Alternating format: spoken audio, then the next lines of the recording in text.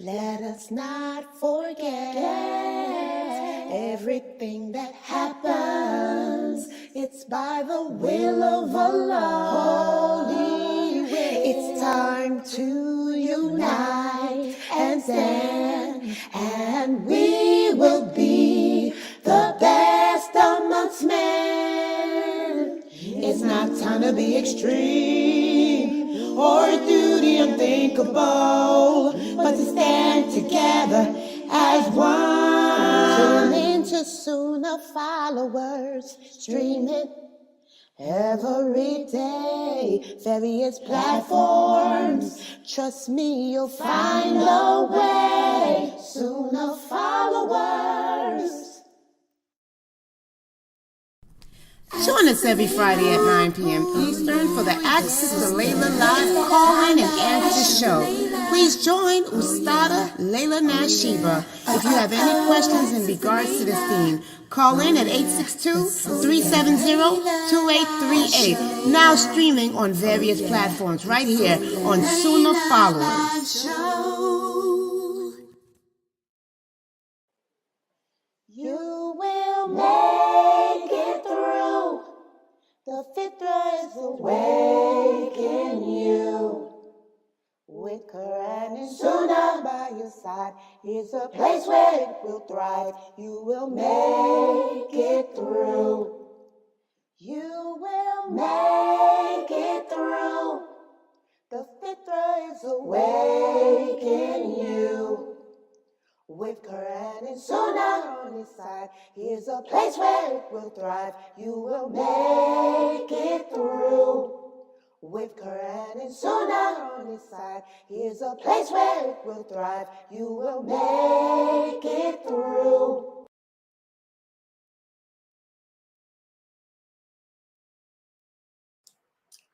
Okay, can everybody hear me before I start?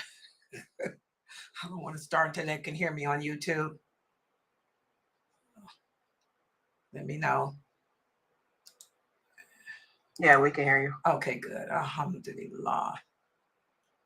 Okay, hold on. All right. Inna alhamdulillah wa salat wa salam ala wa rasulullah. I want to welcome everybody to the first class for today. This is our Aqidah class, and this is our class of, wait a minute, background.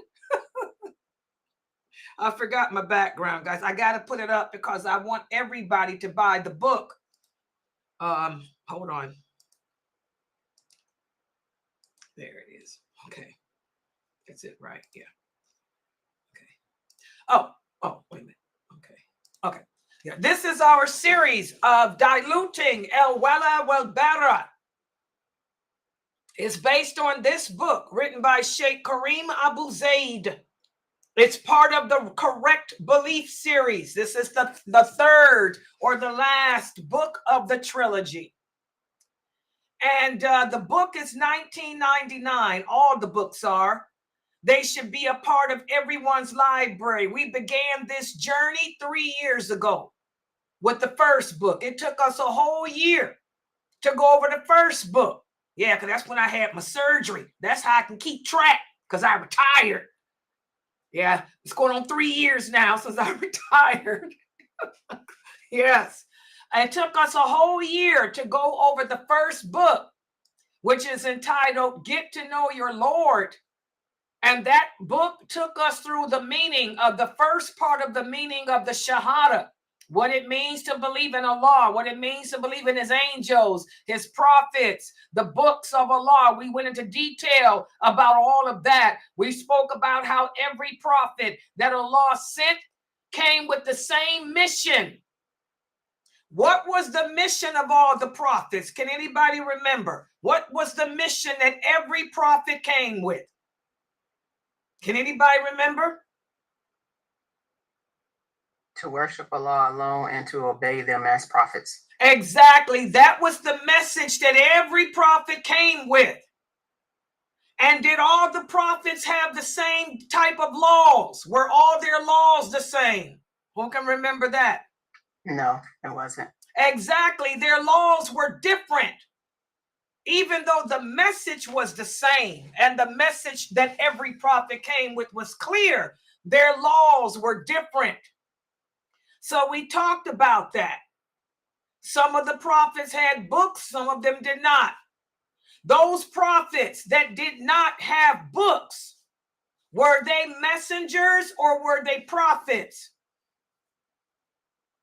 Or were they both? Can anybody remember that? They were both. Those that had, I know some. Those that didn't have books was prophets, and then the messengers too. So both. Okay, those who No, those who didn't. Walaikum salam, brother Abdullah. Those who didn't have books were just prophets. Those who did have books were messengers, were prophets and messengers. What was Adam? Was Adam a prophet or a messenger, or was he both? Okay. Go ahead, whoever that was. Was Adam a prophet or a messenger? A prophet. Yes, Adam alayhi salam was a prophet. What about David? Was David a prophet or a messenger? A prophet. Good job. David alayhi salam was a prophet. What about Ismail?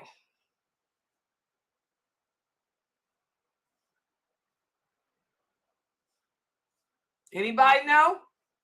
Prophet. No, Ismail was a prophet and a messenger. He was both. But what book did Ismail come with? We don't know. So I want you guys, we talked about that. That's why I'm going to do that this is one of them reasons why I'm asking these questions for a reason. Because a couple of the students here emailed me and they said, Sister Laila, once we finish this book, what will we do? We're going to start it all over again. Oh, yeah. Akida. That's why I'm telling you, you need to buy all 3 of these books. Because when I complete this, I'm going right back to book 1. And we're going to start all over again. Because this is a lot of information that a lot of you have not retained. Your whole life as a Muslim, even myself, is going to be spent reaffirming La ilaha illallah Muhammad Dur Rasulullah. Because if your aqidah, if your belief system is not correct, none of your deeds are accepted. You ain't going to paradise. Does everybody understand that? It doesn't matter how much Arabic you speak. It doesn't matter how much prayers you've done. It doesn't matter how nice you are and how much the people love you. If your aqidah, if you don't believe La ilaha illallah the way Allah commanded to believe it, if your understanding of the decree, for example, if your understanding of the qadr of Allah contradicts the understanding that those companions had, you're not even a Muslim. Did y'all know that? Everything we do is we're supposed to practice this religion with the understanding that those companions had, guys, the originals. If our understanding about Allah, about his prophet, about the prayers, about the qadr of Allah, about paradise, about hell, if our understanding is not on point with theirs, you're not a Muslim. And you can forget about going to paradise. Let me ask this question. And let's see how many of you can get this question right. Everybody ready? And I want to see everybody on YouTube. And everybody on Facebook, that's why I'm logged in on all my platforms. I want to see everybody on my Zoom room. I want everyone to answer this question. Type your answer. Type your answer on the screen. In the Zoom room, y'all can type y'all answer too. All of you women, get to the Zoom. Get to the keyboard. Get to the keyboard because I'm getting ready to ask you all a question. And I want all 30-something people in here. I got 30-something people in here that's saying, I want to see all of you type this answer. The correct answer. What you think. Here we go. Was the Quran created? That means written. Was the Quran created by Allah? Yes or no? Did Allah create the Quran? Yes or no? Just type yes or no. Did Allah create the Quran? What's your answer, people? Yes or no? Is the Quran created? Yes or no? Come on, let's see the answers.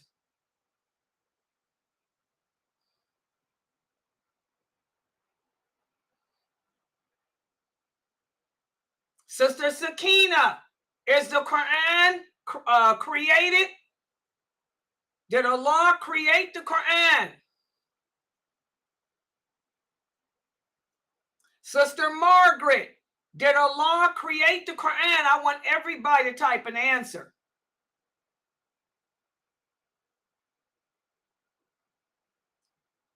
See how we're getting different answers here. And looking at the answers, half and half on from the people that have typed. Half and half. Half of you say yes, it's created, and the other half says no. Pamela, type your answer. Is the Quran created? Did Allah create the Quran?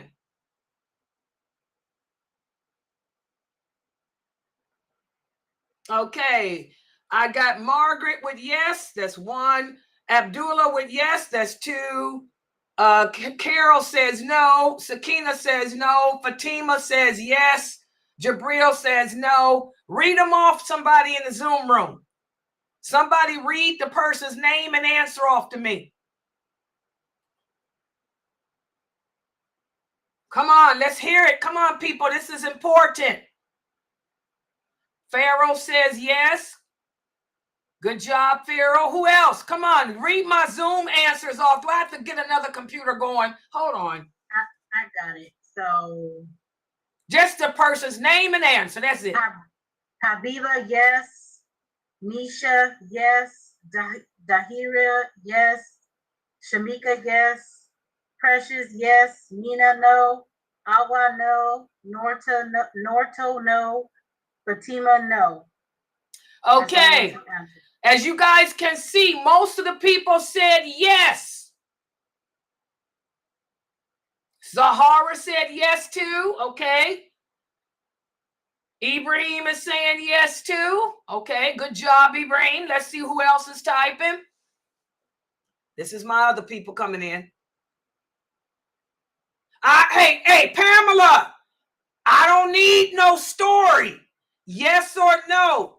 Did Allah create? I didn't ask about the... Oh, hold on, Pamela. Sister Pamela, I know you just joined. I didn't ask how the message came to the prophet. I want to know, did Allah create the Quran? Yes or no, sweetheart? I'm not asking how the Quran was made. I want to know, did Allah create the Quran? Yes or no? This ain't got nothing to do with Jabril. Jabril ain't, or are you saying that Jabril created it? Are you saying that Jabril created the Quran? That's what I'm saying. Yes or no? Don't add to it. Don't take away. Okay, she said yes. That's why I said don't hide behind stories. This is what we do. A lot of us as Muslims, when we're confused about something, when we don't know the correct answer, you know, we try to talk about what we do know. But if you're a true person of knowledge, such as myself, I ain't saying that I'm nobody that know all this, that, and the other, but I always tell y'all, I don't know how to cook. My grandkids won't even eat my food, but I'm trying. Okay? I don't know how to sew. Oh, no. I took sewing class. I took home ec. And by the way, when I was in the 7th grade, back in the 70s, I took home economics and I failed. That's the only class I failed. Home economics. I can't sew. I can't cook. Don't ask me about no babies, because I get nervous if they cry. I don't know nothing about nothing, but I do know my religion. The only thing I do know is my religion. I know La ilaha illallah Muhammadur Rasul. That's all I know. But a lot of people, if they don't know the answer, they'll try to, you know, skeet around it. You know, skid around the answer, skid around, you know, because they don't know it. Most of you said the answer is yes, that Allah created the Quran. Guess what, guys? This is wrong. This is a lie. Anybody who believes that the Quran is created, you're not a Muslim. Y'all see how important Aqidah is? If you all were to die believing that the Quran is a creation of Allah, you will die in a state of disbelief. What does that mean? That means all your good deeds will be null and void. Do y'all see why it's going to be more people in hell? There's only 4 or 5 people who got this answer right. Of all my students, only Awa, Norto, and Mina got it right. All my students said yes. So this is why. This is why I will be teaching this class again. When we finish this book, we'll go back to book 1. Because we have to assure that our belief system is correct. Everybody understand that? The Quran is not a creation of Allah. Do y'all know? Let me tell y'all the story of Imam Malik. Imam Malik was not a companion, but he was one of the students of one of Aisha, radiallahu anha students. One of his teachers was Asma. She was the student, a direct student of Aisha. When he came to Medina, he said, I want to learn. I want to learn the religion and its truthfulness from someone who was with the companions, who was with the prophet. They directed him to, they said, that lady there, that woman is named Asma. She is a direct student of Aisha, radiallahu anha. They told Imam Malik, go learn from her. So she was one of his teachers. Do you guys know that Imam Malik spent 2 years in jail? Because when all that fitna occurred during his time, the division, the Kharijites and the Mu'tazilite, they tried to get him to say that the Quran is a creation of Allah. It's not. The Quran are the words of Allah, guys. Allah didn't create it. He revealed it with his tongue. Through the angel Jibreel, as Sister Pamela was saying. They are his words. And Allah does have a mouth. They'll try to argue with you and say, oh, if Allah, right now, these brothers that's coming into my website, that's part of that Ashari or whatever the group they claim to be with, I don't know. But they don't believe that. They believe that the Quran is a creation. of Allah. They say that Allah had to have a mouth. Well, he does have a mouth. Allah mentions he has a mouth. His mouth may not be like yours and mine, but he has one. Allah has eyes too. He tells us in the Quran he has eyes. He has a hand too. He tells us that too. He has a foot too. They may not be like ours, but he has them. Okay? But these people deny that. They deny that. And they say that the Quran is a creation of his. No, it's not. The Quran is the words of Allah. When you read that Quran, you are in English. You are reading the transliteration of the meaning. When you read it in Arabic, you are reading the words that Allah revealed. Those are his words that came from him. Does everybody understand that?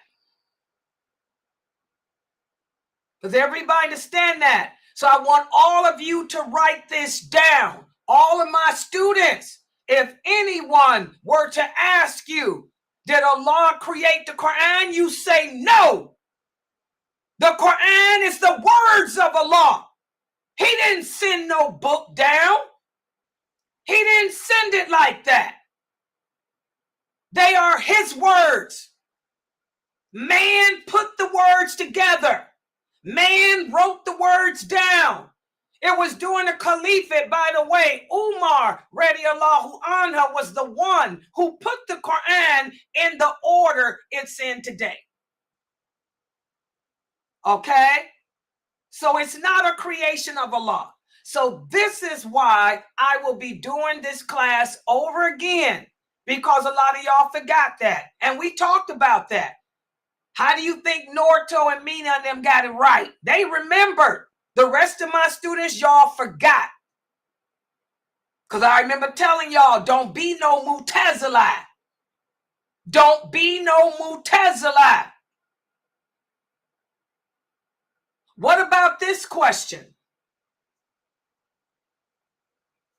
I want everybody to type an answer to this. When you guys say that the Quran is the creation of Allah, you're not a Muslim. You have invalidated your Shahada. You can say you believe La ilaha illallah, but you don't. What about this?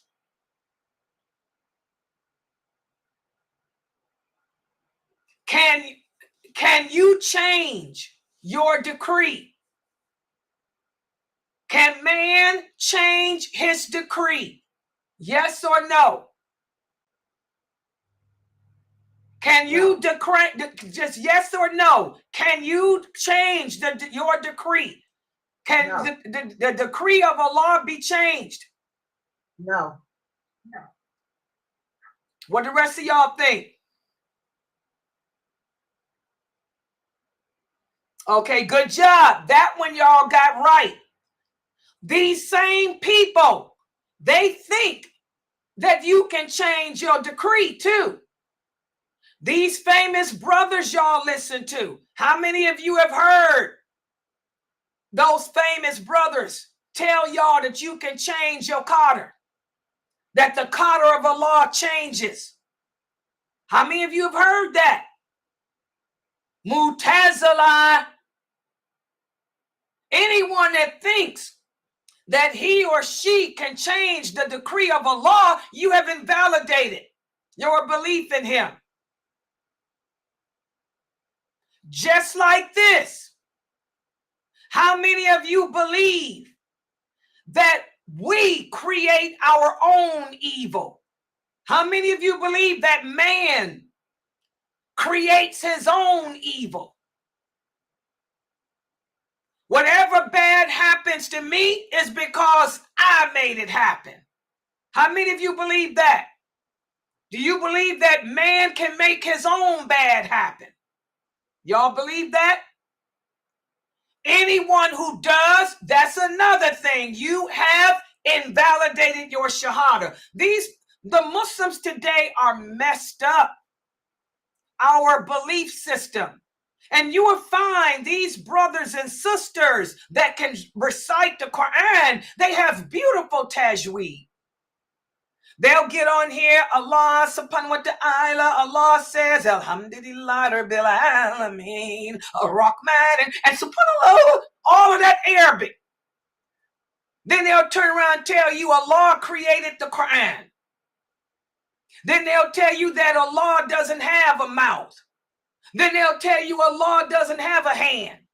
Then they'll tell you that you can change your decree. Your decree can change every day if you allow it. Oh yeah. All them good deeds, null and void. So everything is aqeedah. So to answer that question, that's why when we do finish this book, like I told you guys, the right belief system, this series, this trilogy written by Sheikh Kareem Abu Zaid is now officially part of the curriculum of Sunnah Followers Online. This is our curriculum now. My Aqidah class, I teach the Aqidah here. This is our curriculum. Because most Muslims don't know the basics. And it's the basics that will get us through the grave and get us in paradise. Y'all don't want to be in the group of people who think they going to paradise. They realize, you denied the decree of Allah. No, I didn't. Yes, you did. You said man makes his own evil. You said Allah created the Quran. So you're a kafir. You don't want to be one of those people. Everybody got it? So that's why we'll be sticking with, for this class, the 6 o'clock class. This class has always been Aqidah and it will remain Aqidah. But the difference is, I've been teaching this since 86 anyway, but now you have a book series. This is the same stuff I've been teaching y'all, but now it's in the form of a book. So we'll just start over with book 1. So make sure y'all get the whole series. All right, any questions about those questions I gave y'all? Is everybody clear? Yes, Sister Laila. Uh-huh. What if some people bring evil to themselves? Like, I know Allah created evil, but you know how some people say, well, you brought it on yourself. That's you true. brought this evil to yourself. Allah says it in the Quran. He said, whatever evil befalls you comes from him as a result of what you did to yourself. Exactly. There's consequences. There's consequences. Whenever you do bad, you got to pay to the piper. That's why I tell y'all, you need to be like the companions. The companions were so afraid of committing a sin because they knew that any sin, all sins, are actions of disobedience to Allah. And whenever you deliberately, intentionally disobey Allah, He can strike you down. So that's why the companions were scared to do anything wrong. That's why we got Muslims today. I'm going to use myself. All the time I get people, a lot of like even today. Today I woke up early. I've been up since 10 o'clock this morning. Alhamdulillah. And I had a nice day. I went out the house twice to the grocery store, but that's just all I'm going to do. I ain't going to visit. I ain't going to party, but I will go to the grocery store. I went to the grocery store twice today. And the second time I went, I was coming back. I went to the car wash, got my ride clean, came back, and my neighbor on the first floor, one of my neighbors came out, a little young girl. She said, oh my, she said, it's so good to see you out the house. I'm like, huh? She said, you never leave. She said, people come up and down the steps all day bringing you DoorDash because I Instacart. I DoorDash. She said, I'm here on the bottom floor. She said, so I see the people coming all day bringing you stuff. She said, you never leave. She said, it's so good to see you out and about. She said, you look so good, because, she hadn't seen me in a while. I said, well, thank you. And so she said, may I ask, why do you never go anywhere? She said, you never go anywhere. I told her, because I fear my Lord. She said, what? I said, I fear my Lord. I told her, I am afraid. She said, oh, I understand. You're afraid of people. You're an extrovert. I said, no, it's not that.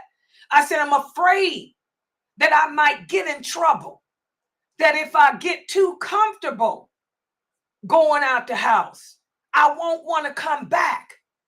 I told her, because it's a beautiful day. You can get in your car. I can go riding and you can see things you don't need to see. I told her, like these young men walking around with their little shorts on and no shirt on, their hairy chest, and she started laughing because she's a young girl. She said, you're funny. I said, seriously though. I said, I'm afraid. I'm afraid that if I go out the house to go anywhere, I'm going to get too comfortable and I'll end up doing or saying something that I shouldn't do or say. I told her, then I'll be in trouble with my Lord. I told her, so I just stay home. I said, I used to work. All I would do was go to work.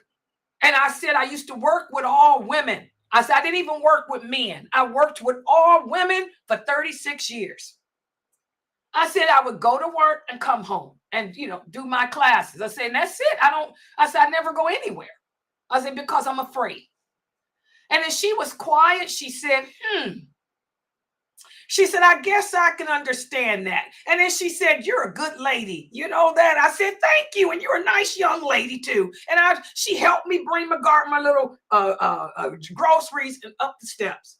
I don't go anywhere because I'm afraid of the trouble I could get into or the trouble I may cause. Okay, so y'all know I ain't gonna put up with no crump stuff. Anybody trying to crump me, I'm going to crump them back. So I don't need to deal with that drama. Okay. And I got a problem. For some reason, every time I leave the house, I attract young men. And it's a fact. My granddaughter will tell you, I can be in my little SUV, minding my business, and some young 20-some-year-old dude with long straight hair drive up and say, whoa. And I'm like, oh, that's the way Shaitan tries to tempt us. All of us got our vices that he try to tempt us with. So I attract young dudes. My co-workers will tell you, I attract my ex-co-workers. They'll say, she attracts young men. The young men like me for some reason. I don't know, maybe looking for a mother figure. I don't know. So I stay home. Your home is better for you. I'm too afraid to transgress the limits of Allah. And that's how we all need to think, guys. We need to think like that. Okay? We have to think about that. There's consequences for every choice we make in this world. That's why for you young sisters, we don't play around with marriage. If a man says he's gonna marry you, then he's got to marry you.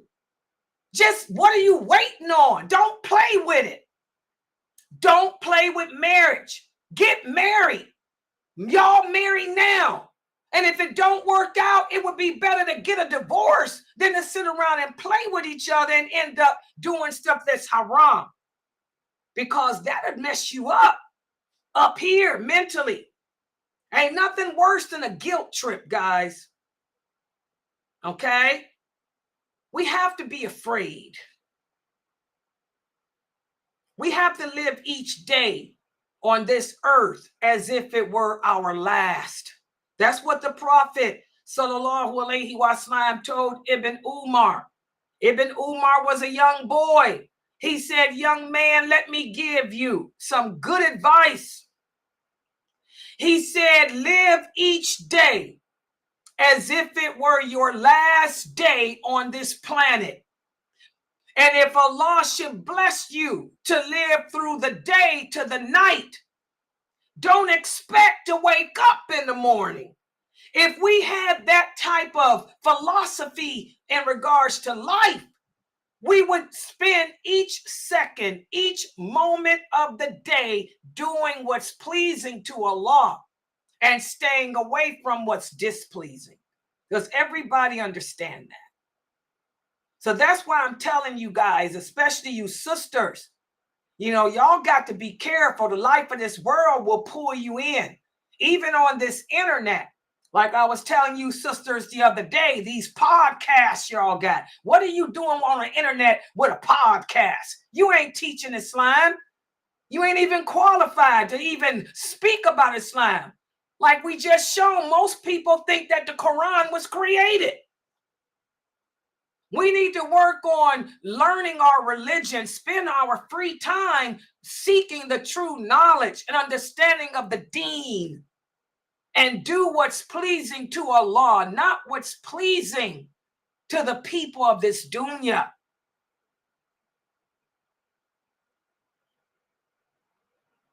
Yeah, everybody understand that?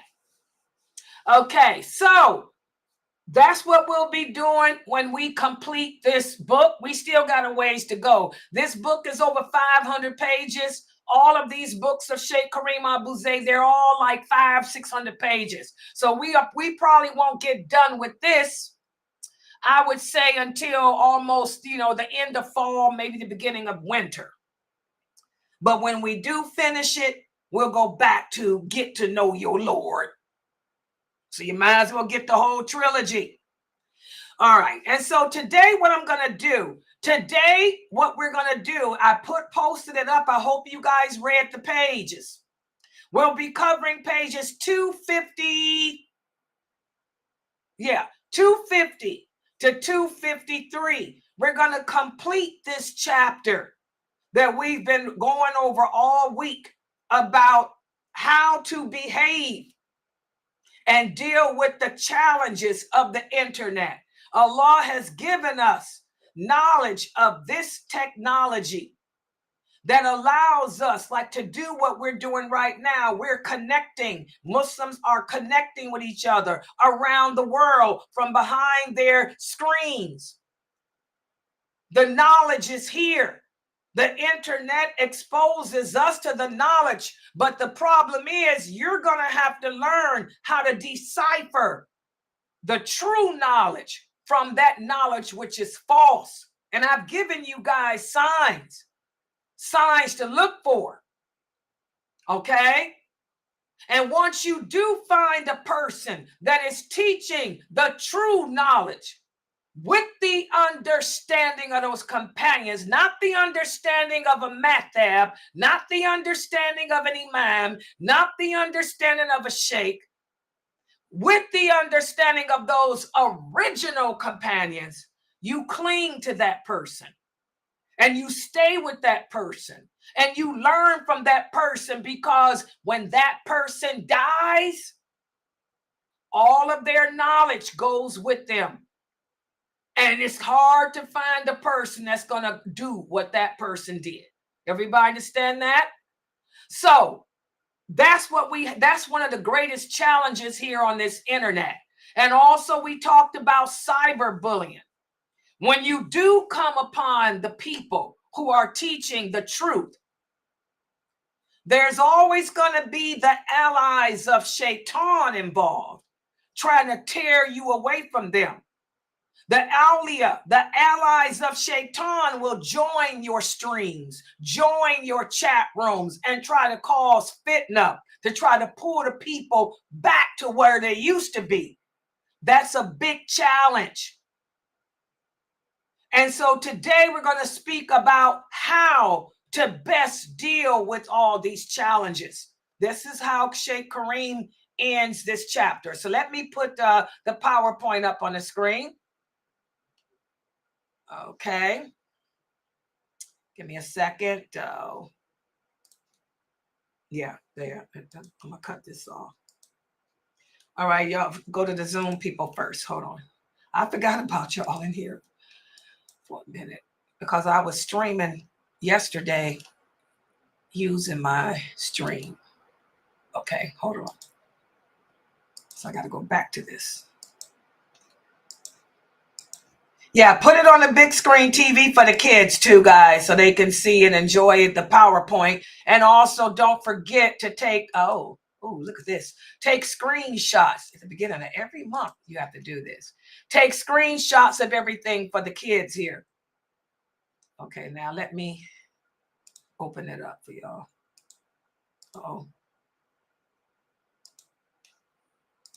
Yes, somebody's typing me. Yes, the Q&A. By the way, guys, don't forget the Ask Sister Laila live show. My Q&A is at 9 p.m.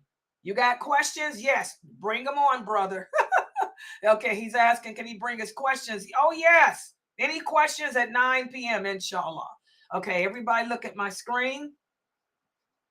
You should be able to see the PowerPoint. Did I share it? No, I didn't. Hold on. See, I was answering you and I didn't share the screen. Okay, hold on. PowerPoint, how to apply. This is it. How to apply Wal Bara. Yeah, there it is. Okay. Oh, something happened. It made me lose my PowerPoint. Okay, there it is. This is Zoom, guys. Zoom is giving me a hard time. Okay. All right, here we go.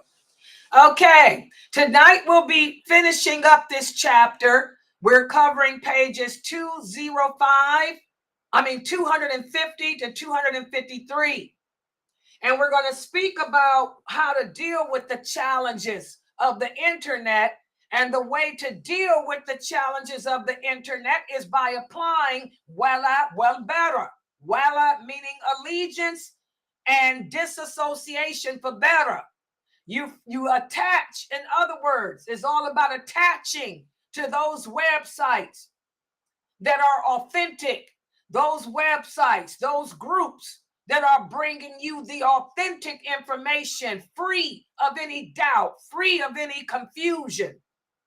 And disassociating from those chat rooms and groups that are confusing. I was looking at a lot of you. There's a lot of groups on Facebook. How many of you belong to a bunch of groups where the people are not scholars, but they call themselves answering questions about Islam? This is a big sin. Why are you people a part of those groups? You should not be a part of groups where anybody can come in and issue fatwa. This is wrong. So we're going to have to learn how to disassociate from anything that opposes allegiance to Allah, allegiance to the Prophet, allegiance to this religion.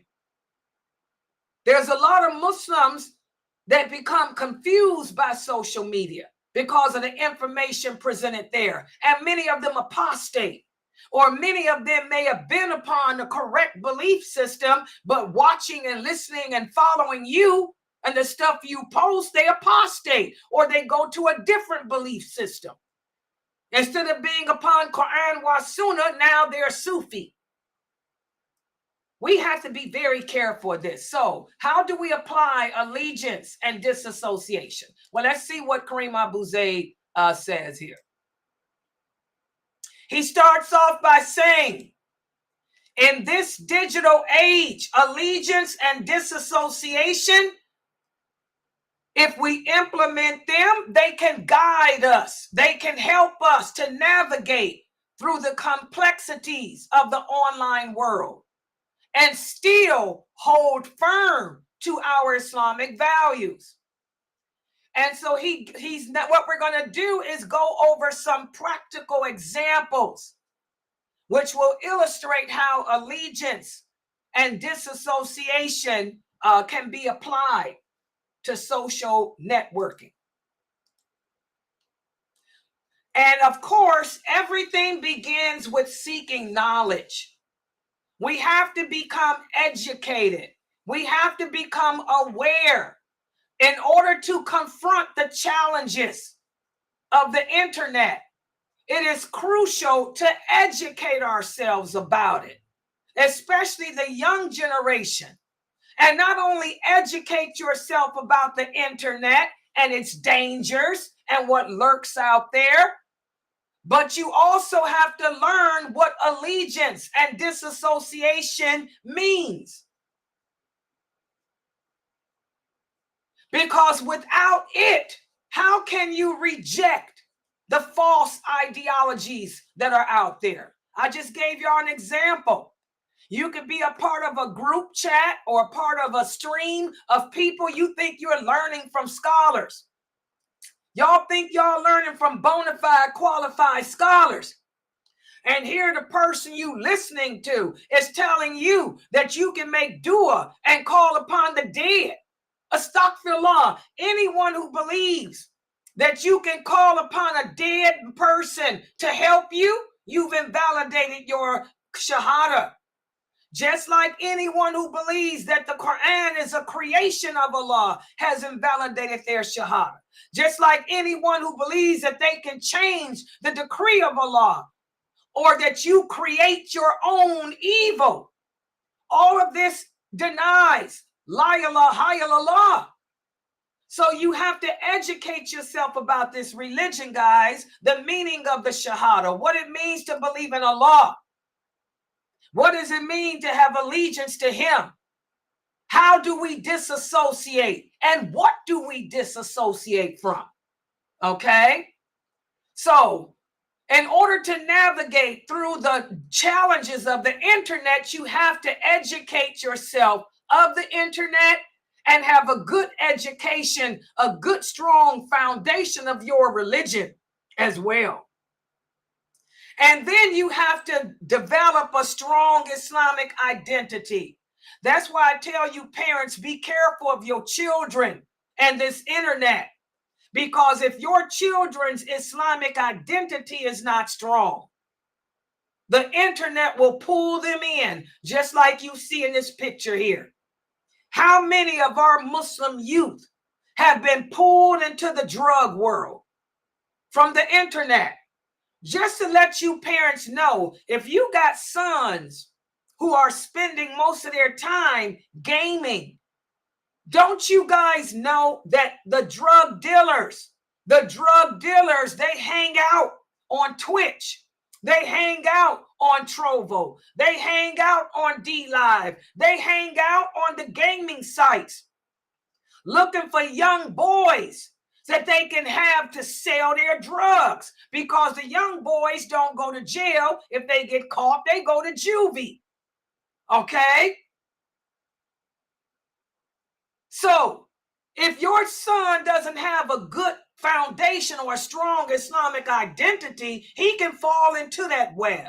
So many of our Muslim boys have. And the same with your girls. A girl becomes a fool for love.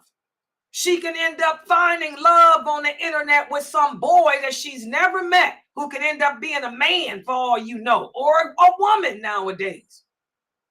Next thing you know, she's running away from home. You don't see your daughter. She's ran away with some man. So again, we have to cultivate a strong Muslim identity. Without a strong Muslim identity, your children shouldn't be on this internet. And the same with the adults. Do you guys know I have had several women who were my students who came on Facebook, got caught up in the chat rooms on Facebook, the men calling and messaging, and these women left their husbands. A couple of them done apostated from the deen completely. So if you don't have a strong Islamic identity, the internet can be a dangerous place for you. And as Muslims, we have to talk about this in our communities. We have to discuss the dangers of the internet. We have to work hard to try to keep our community Muslims connected to their faith, connected to their values. And another thing we can do to combat the challenges is promote positive Muslim role models. Now, I'm going to tell you here, Sheikh Kareem Abu Zayd in his book, he speaks about how you should look for good role models in your communities that can serve as examples of individuals who embody the teachings of Islam. Well, I'm going to take it further than that. I wasn't raised that way. When I was raised in the 60s, my mother had, my community had us children choose role models from the companions. Those companions should be your role model. Mukhtar, he didn't have no personal role model. His role model were the male companions. Y'all know who mine was. Mine was Aisha, radiallahu anha. Okay? Develop positive Muslim role models from those companions, because again, nobody understands this deen better than they did. Ask yourself, would Aisha be sitting here on this internet private chatting with some man who she doesn't even know? Ask yourself, would Ibn Abbas be wasting all his time gaming, or would he be at the mosque praying? Would Salama waste her time just sitting here playing games all day on the internet? Or would she understand there's a time for this and a time for that? So I say promote positive Muslim role models by looking at the companions, comparing yourself to them. That's what I tell the young girls here on my website, the young women here. You want to know about dating a man? Ask yourself, would Aisha be dating? What would Aisha say if she knew that you were going to a MSA conference and you had on all that perfume, all that makeup, and those beautiful abayas with your breasts out, emphasizing your breasts? By the way, you Muslim women got to stop buying those. Those abayas are all over the internet with your breast showing, with a waistband. A woman can't wear belts like that, guys. As Muslim women, it's haram for us to wear belts, because a belt emphasizes the shape of your body.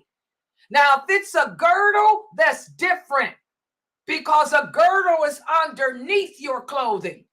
Aisha radiallahu anha and the female companions, they wore girdles underneath their abayas, underneath their shifts. They did not take a girdle and tie it around their waist. And evidently, this is the new fashion. And you Muslim women are buying these abayas that show your shape. Astaghfirullah. Ask yourself, what would Aisha say? What would Salama say to you? What would Hafsa say? What would Kaula say? She was a warrior. And even she didn't roll like that with no belts on. And she wielded a sword. She wielded a bow and arrow, but she didn't have no belts on. What would she say to you? Okay? So the positive role model should be those companions. Okay? Also, we need to do critical analysis.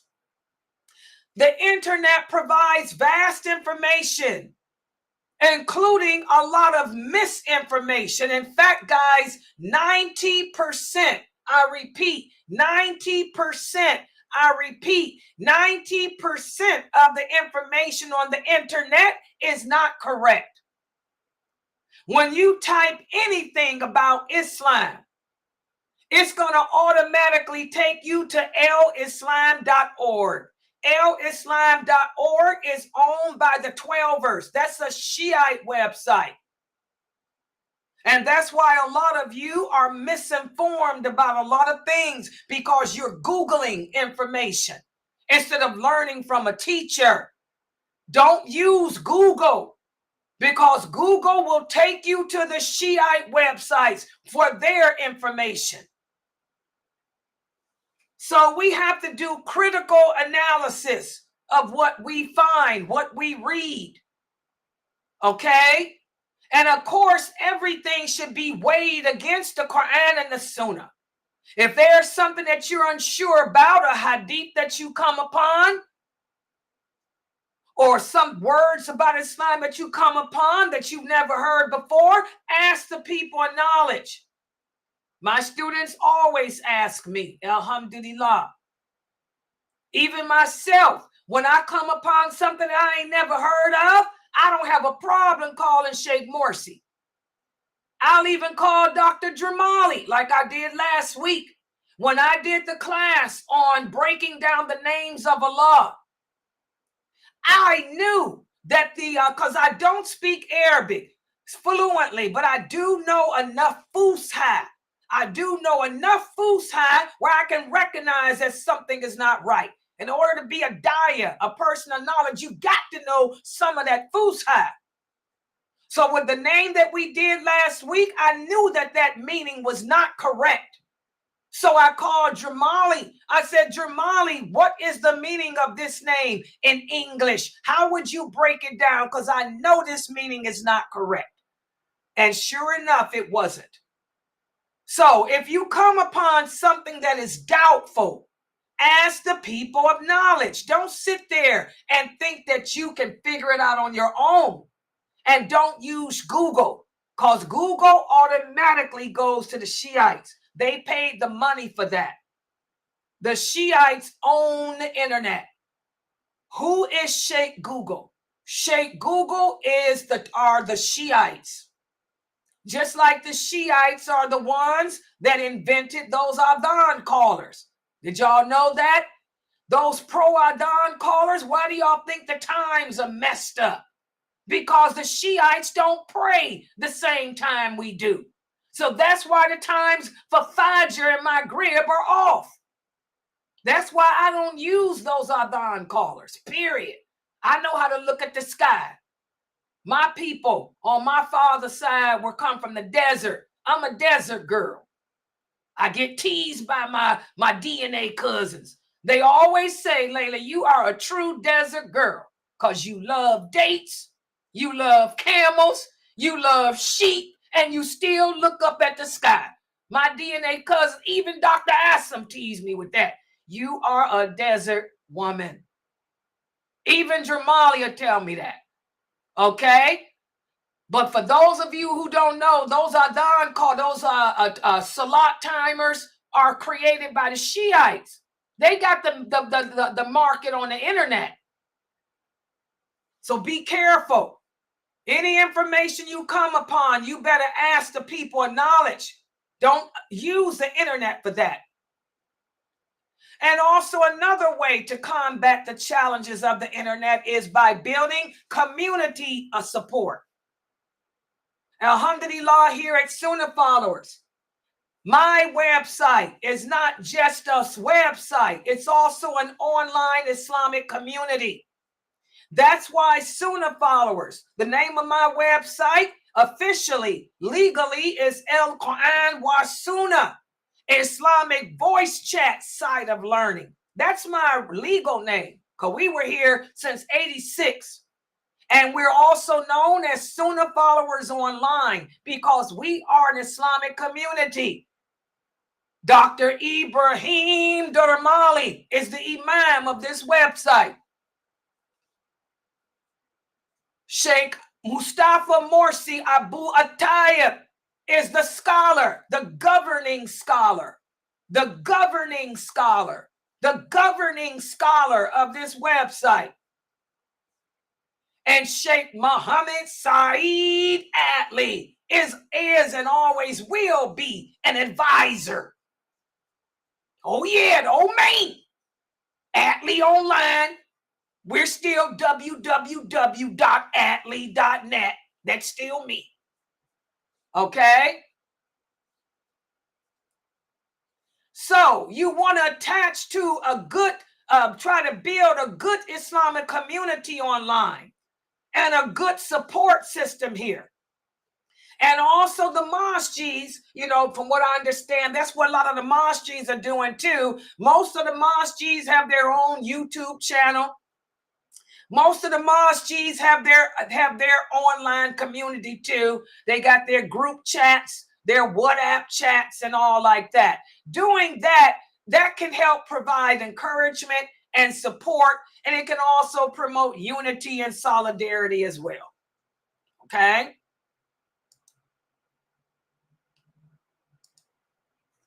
Also, again, not only should you educate yourself about the internet, not only should you educate yourself about your deen, but also promote responsible use of the technology.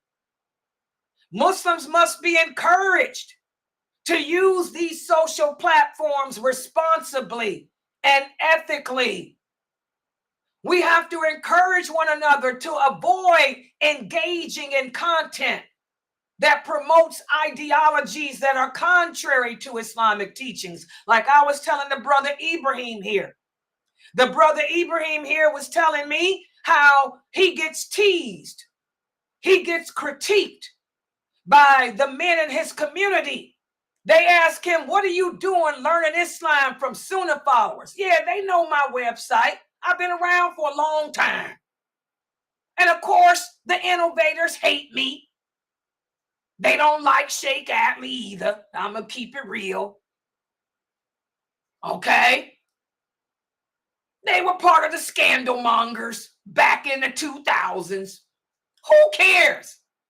So they trying to pull him away from here. Trying to tell him why you want to learn from them. Well, the simple fact that we've been here since 1986 should say a lot. Evidently, we must be teaching right because we've been on this internet doing it longer than anybody else. And if what we were promoting was so bad, Allah would have taken it down.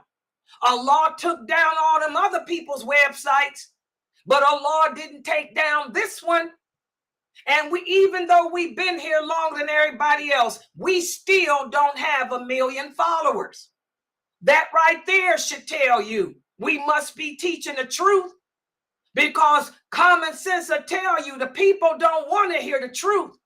There'll be more people in hell than paradise. So the simple fact that we've been here since 1986 and we still don't have 1 million followers should tell you we must be teaching the truth, because the truth is a painful pill for anyone to swallow. So I told the brother Ibrahim, don't listen to those people. Those people are denizens of the hellfire probably anyway. Who cares about them? They ain't nobody. It's all about learning your deen correctly so you can enter paradise. It ain't about trying to be the in crowd.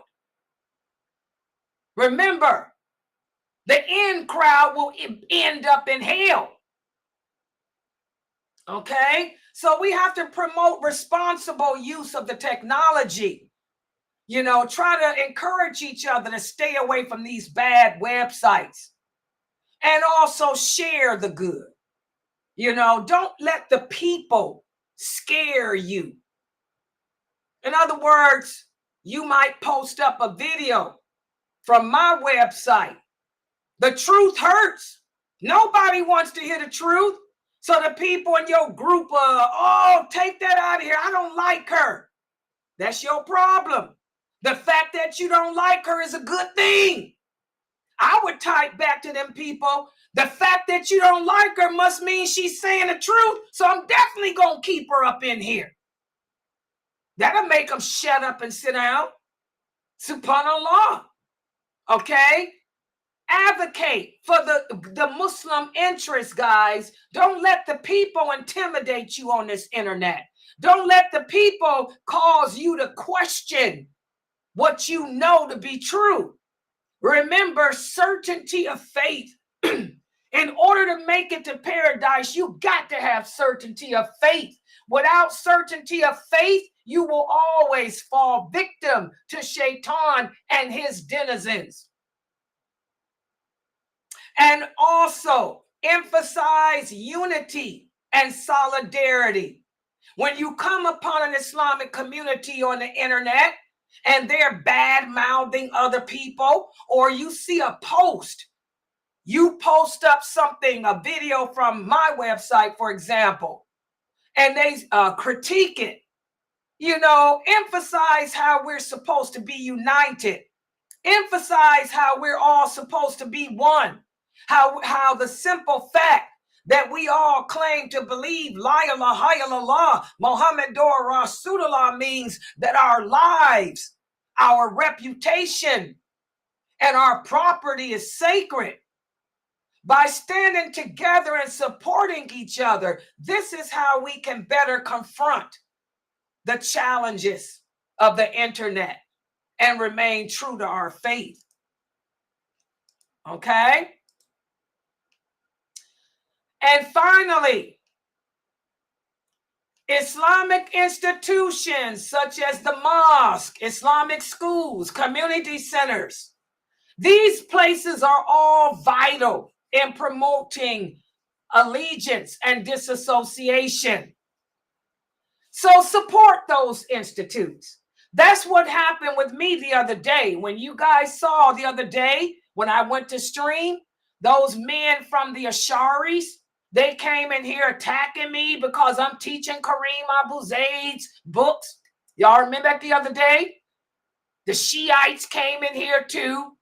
And they were telling me, wow, you know, you're a kafir, he's a kafir, you teaching his kafir book, all of that crap. What did I tell them after I checked them? I said, I will always promote these books. I will always promote Kareem Abu Zaid's books and his school. Okay? You denizens of the hellfire can bounce up out of here. Remember, even the cockroaches make dua for the people of knowledge. The cockroaches in your house, while you're sitting here cursing Sheikh Kareem, you're cursing me. The cockroaches in your house are making dua for him, making dua for me. The flies on your ceiling are making dua for him and making dua for me. They ended up leaving, and y'all see they haven't been back. They haven't been back. Remember, guys, Islamic institutions, they serve as educational centers, and they help us to foster a better understanding of our religion. My website, I am not a mosque, but this is an online university. We are a legit online university. And everyone here, myself, Jamali, Dr. Ali, Sheikh Saud, we're all dedicated to teaching Islam in its truthfulness. So you want to support us, guys. You want to support us. Not just financially, but you want to support us by promoting what we put out here. Promoting my videos, promoting Dr. Jamali's videos, promoting Dr. Ali's stuff. That's why we make those shorts, so y'all can share them. And also, guys, another way to steer away from the challenges is to always be consistent in learning and taking what you learn from the good websites and applying it to yourself. Everything I teach you, don't just come for the drama, because there's always drama with these deviants, whatever they are. Don't just be one of those people that wants to come and see who's going to harass Sister Laila today. What Laila going to say funny today? No, listen to the serious stuff I'm teaching you. Take it, learn it, and apply it to your heart and act on it. Because I don't know anyone else that's breaking down Wal Bara like I am. Just like I don't know anyone else that broke down enjoining good and forbidding evil like I have here in English I'm talking about. You're not going to get this in your mosque. I'm sorry, your mosques ain't giving you this. And those other websites ain't qualified because most of them think that the Quran is created. Most of them think they can change the decree of Allah. Most of them think that we make our own evil. So how can they teach what I'm teaching here when their Aqidah is not even like it should be? It's definitely not like the companions. Okay? So this was a great chapter that Sheikh Kareem put together. Remember, the way that we navigate through all challenges in life is by implementing allegiance and disassociation.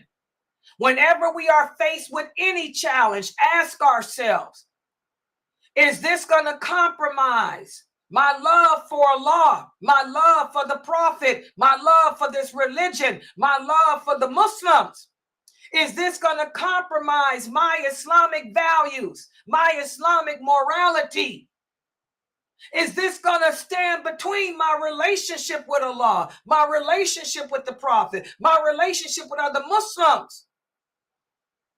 Is this something that is not a part of my culture, which is my religion? Y'all got to understand, guys, the culture of the Muslim, the culture of the Muslim, the culture of the Muslim is Islam. And as Muslims, we are responsible for our online conduct as well as our offline conduct. We're also responsible for the choices we make in life. So we have to nurture a culture of respect, empathy, and solidarity online, just like we have to do offline. And through our commitment to our culture, which is known as Islam, we're able to uphold the principles of allegiance and disassociation.